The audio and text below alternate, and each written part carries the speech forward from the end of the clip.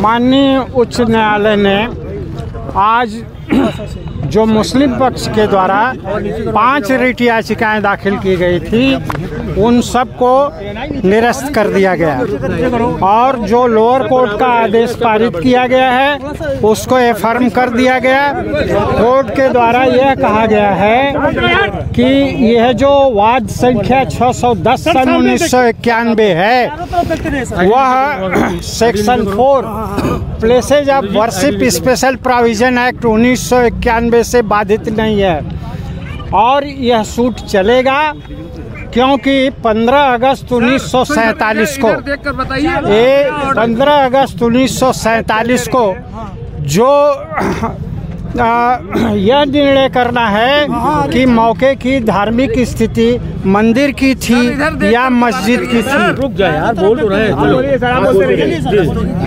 इसके लिए माननीय उच्च न्यायालय ने यह आज कहा है कि किसी भी धार्मिक स्थल का डुअल धार्मिक स्वरूप नहीं हो सकता, या तो वह मंदिर का होगा या मस्जिद का होगा, लेकिन इसको निर्धारित करने के लिए साक्ष्य की आवश्यकता होगी और लोअर कोर्ट को डायरेक्ट किया कि इस पर साक्ष्य लें कि 15 अगस्त 1947 को उसकी धार्मिक स्थिति क्या थी और यह भी निर्णित किया कि चूँकि इतने वर्ष हो गए हैं, यह वाद इतना विलंबित हुआ है, इसलिए लोअर कोर्ट को डायरेक्ट किया कि 6 महीने के अंदर इस केस को डिसाइड करें।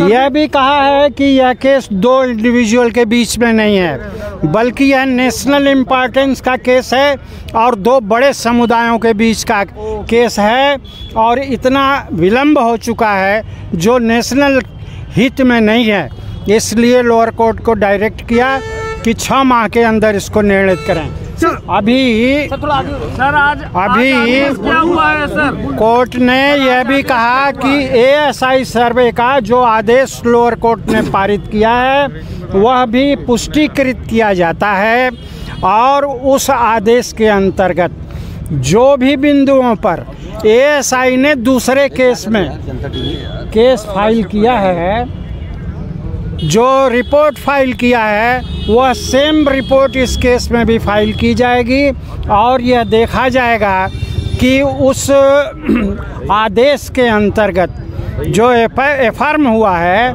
उसके अंतर्गत कोई सर्वे का कार्य अधूरा रह गया है तो उसको भी ASI पूर्ण करके और इस केस में अपनी रिपोर्ट दाखिल करेगी। खुदाई भी कर सकती है? बिल्कुल करेगी, खुदाई करने का आदेश है।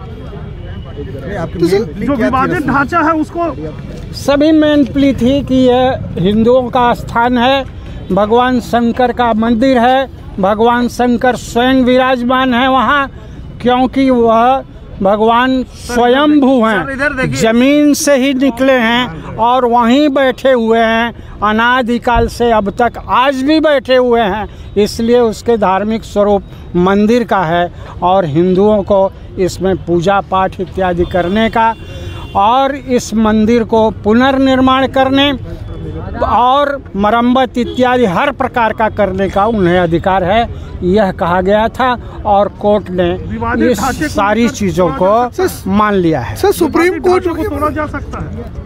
तोड़ा जा सकता है, तोड़ने के लिए ही ये वाद किया गया है और वाद में न्यायालय आदेश देगी तो वह टूट जाएगा। सर, सुप्रीम कोर्ट में अब मुस्लिम इस तरीके से डिफेंड किया जा सकता है? देखिए, मुस्लिम पक्ष केवल हठवादिता पर है और कुछ भी नहीं है, हठवादिता पर उतारू है और सुप्रीम कोर्ट अवश्य जा सकती है। सुप्रीम कोर्ट में हम लोग उसकी लड़ाई भी लड़ेंगे। नाम बता दीजिए सर। नाम बता। मैं विजय शंकर रस्तोगी, वाद मित्र, काशी विश्वनाथ, ज्ञानवापी, वाराणसी।